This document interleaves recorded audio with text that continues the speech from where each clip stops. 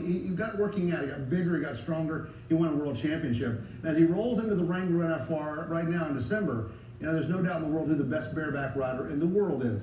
He spent some time with Suzanne. That's good. Catching up with world champ bareback rider Tim O'Connell, and at this point it is so important to remain healthy. Talk about that. I mean, this is an injury that you've been dealing with? Yeah, this happened in Prescott in the 28th of June. I got off really bad underneath the horse, foot caught in the dirt, and suffered a high ankle sprain. So I've been dealing with this all year. I want to talk about how you stay healthy. First of all, of course, winning the world, the average, and winning more money in a single season than any other competitor in any event. When you look back at that, what comes to mind? It's really overwhelming. When people say that, you won the most money than anybody in the history of the sport, that was just life-changing for me. I never even thought that was going to be possible. All I looked at last year was to win a world title. That's all I wanted to do. That's all I could think about is wake up. What are you going to do today to make you a world champion tomorrow?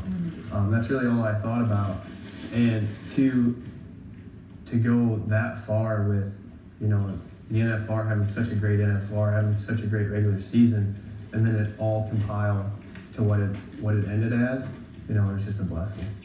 You have more focused, different guy than we saw last year. I mean, obviously, how do you top yourself? How do you best yourself? I sat there, a week after the NFR last year, and my wife and I, we were going to go on vacation, and I was in kind of like a low. Like, I was like, wow, I just hit the pinnacle of our sport at the age of 25. Won the average. I had these huge wins throughout the regular season. And I didn't know where to go from there. How do you reset? How do you refocus your goals? And after we prayed about it a lot, and I talked to a lot of my mentors that got me going, growing up, and my coaches, they all came up with the same exact answer, and they believe I can win 6 world titles. So I refocused, reset, redid all my goals, and I'm working to win 6. But you can't win 6 before you win 2. After my first NFR, I realized I was not physically fit enough to go through a 10-day war out there.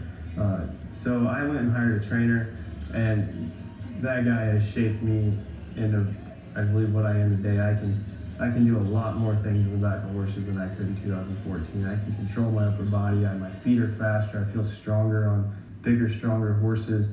My body can take more of a beating throughout this entire year. We rodeo hard all year long. I haven't changed how I've entered since I was a rookie, and so we're going to either 90 to 100 rodeos a year. So to stay healthy throughout that entire process is huge, and I think that has been the key to it. You mentioned, as a rookie, I want to talk about those early days of you getting into competition. Can we talk about Three Hills Rodeo Free Ride Program? How much that meant to you?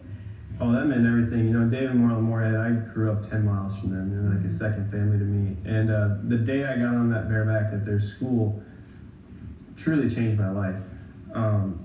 I was still riding bulls. I wasn't really that good of a bull rider, but to start riding barebacks and then to go through the summer on my permit, getting on their horses and learning that I had to spur to make a paycheck.